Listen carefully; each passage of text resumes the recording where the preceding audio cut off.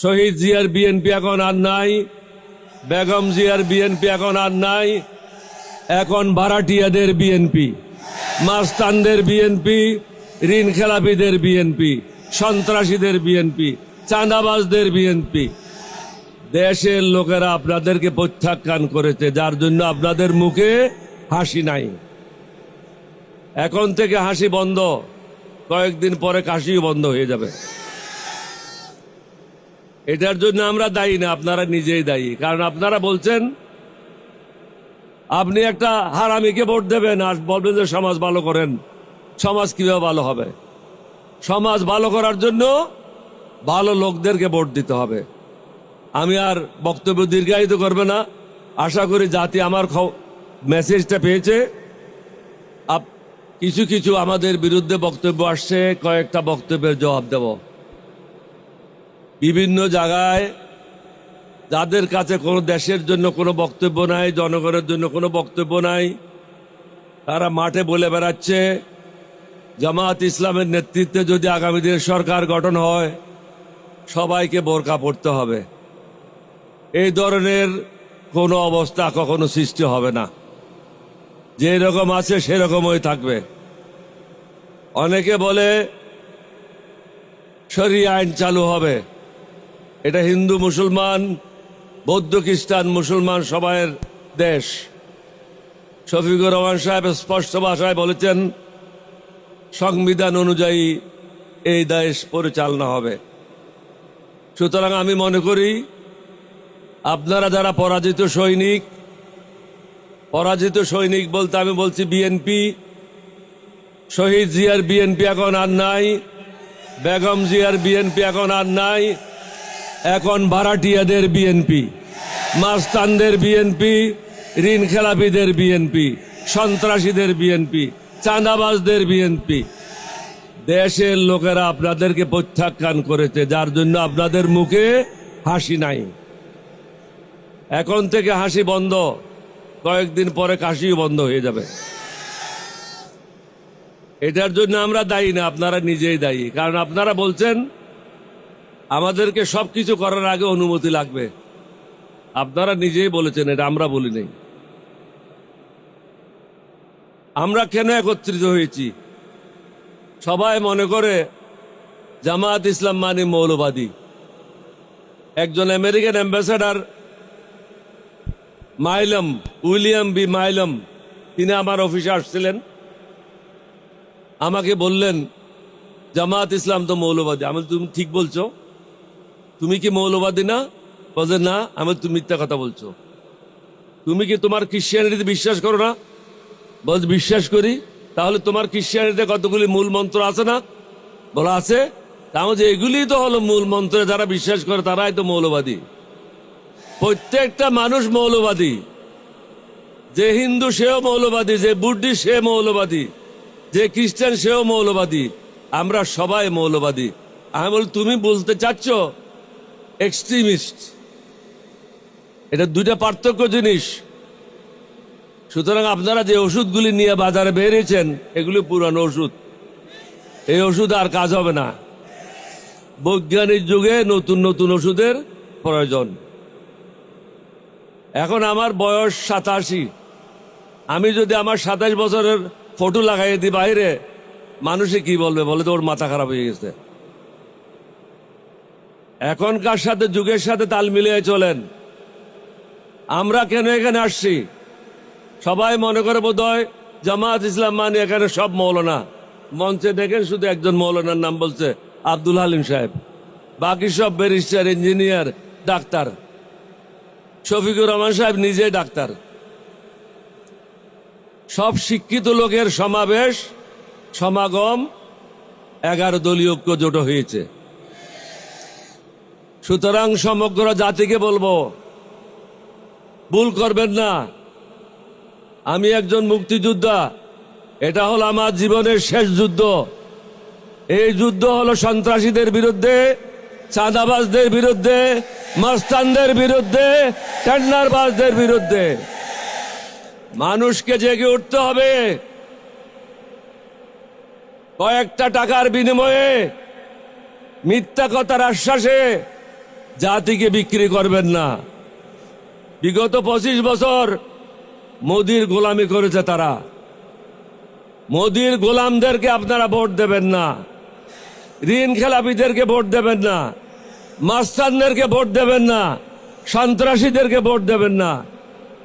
ভালো মানুষ যারা আছে তাদেরকে ভোট দেবেন, তাহলে সমাজটা ভালো হবে। আপনি একটা হারামিকে ভোট দেবেন আর বলবেন যে সমাজ ভালো করেন, সমাজ কিভাবে ভালো হবে? সমাজ ভালো করার জন্য ভালো লোকদেরকে ভোট দিতে হবে। আমি আর বক্তব্য দীর্ঘায়িত করবে না। আশা করি জাতি আমার মেসেজটা পেয়েছে। জমিদারি প্রথা শেষ করতে হবে। সেই জমিদারি প্রথা হলো, একজন লোক প্রধানমন্ত্রী হলে তাকে না মারে ফেলা পর্যন্ত অথবা নিজে না মরা পর্যন্ত ওই পদ থেকে সরে দাঁড়ায় না। বর্তমানে যে আমরা সংস্কারটা এনেছি প্রত্যেকে মিলে, সেটা হলো জমিদারি প্রথা শেষ করার জন্য। এটা কারো ব্যক্তিগত লাভের জন্য না, স্বৈরাচারীরা যেন আগামী দিনে ক্ষমতায় জেগে বসে না থাকে। আপনাদেরকে অনুরোধ করব, সমগ্র দেশবাসীকে, দেশের ক্ষতি করবেন না। দেশের কথা চিন্তা করেন, নিজের কথা পরে চিন্তা করেন। দেশকে বাঁচান। দালালদেরকে চিহ্নিত করেন, যারা ব্যাংকের টাকা লুট করেছে তাদেরকে চিহ্নিত করেন, চাঁদাবাজদেরকে চিহ্নিত করেন। এটা কঠিন কাজ না। যারা এই দেশের বিরুদ্ধে অবস্থান নিয়েছিল তাদেরকে চিহ্নিত করেন। আজকে যে আমরা এখানে বক্তব্য রাখার জন্য এসেছি, এই সুযোগটা কে করে দিয়েছে? আমাদের ছেলেরা, অকাতরে যারা জীবন বিলিয়ে দিয়ে বাংলাদেশকে তারা স্বৈরাচারের হাত থেকে মুক্ত করেছে। আজকে যারা নির্বাচন করার জন্য মাঠে নেমেছেন, 11 দলের বিরুদ্ধে বলছেন, জামাতের বিরুদ্ধে বলছেন, এই সুযোগটাকে কিভাবে পেলেন? এটা তো আমি বলছি না, ফখরুল ইসলাম নিজেই বলেছে যে আমাদের এই সংগ্রামে কোনো অংশগ্রহণ ছিল না। তাহলে দেশবাসীকে বুঝতে হবে তারা কাদের জন্য কাজ করেছে। তারা ভারতের মোদির ইশারায় কাজ করেছে, মোদির দালাল হিসাবে কাজ করেছে। দালালদেরকে চিহ্নিত করেন। বাংলাদেশে যারা পরিবর্তন আনতে চায়, সুশাসন আনতে চায়, ন্যায় বিচার আনতে চায়, প্রত্যেক ধর্মের জন্য সমান সুযোগ সৃষ্টি করতে চায়, তাদেরকে আগামী দিনে ভোট দেবেন। এই এলাকায় যিনি প্রার্থী হয়েছেন তিনি হলেন দাঁড়িপাল্লার। আমরা আপনাদেরকে অনুরোধ করব, পুরানা ঢাকাবাসীকে এই প্রার্থীকে দাঁড়িপাল্লায় ভোট দিয়ে জয়যুক্ত করে ন্যায়ের পথে এগোনোর জন্য, নতুন বাংলাদেশ গঠনের জন্য আমাদেরকে সাহায্য করবেন। আগামী দিনের যিনি প্রধানমন্ত্রী ডক্টর শফিকুর রহমান সাহেবকে সাহায্য করবেন, দেশের জন্য কাজ করবেন। সবাইকে ধন্যবাদ। বাংলাদেশ জিন্দাবাদ, 11 দলীয় ঐক্য জোট জিন্দাবাদ। আসসালামু আলাইকুম ওয়া রাহমাতুল্লাহি ওয়া বারাকাতুহু।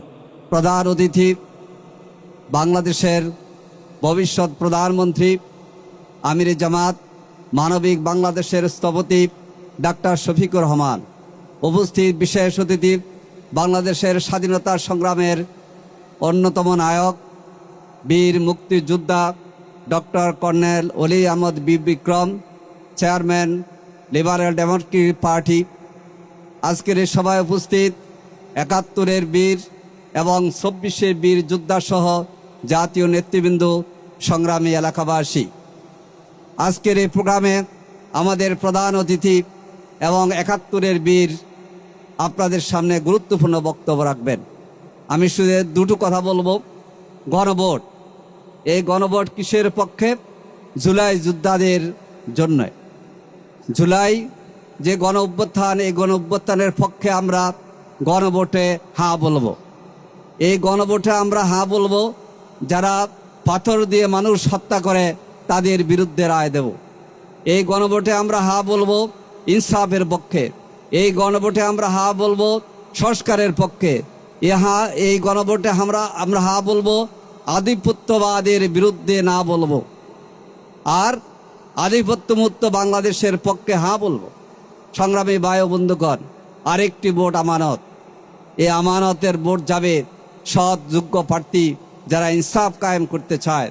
আজকে সারা বাংলাদেশের 300 আসনে 11 দলীয় নির্বাচনী ঐক্যের মধ্য দিয়ে আমরা আগামী বাংলাদেশকে নতুন রূপে ছাত্র জনতার আকাঙ্ক্ষার আগে গড়ে তুলতে চাই।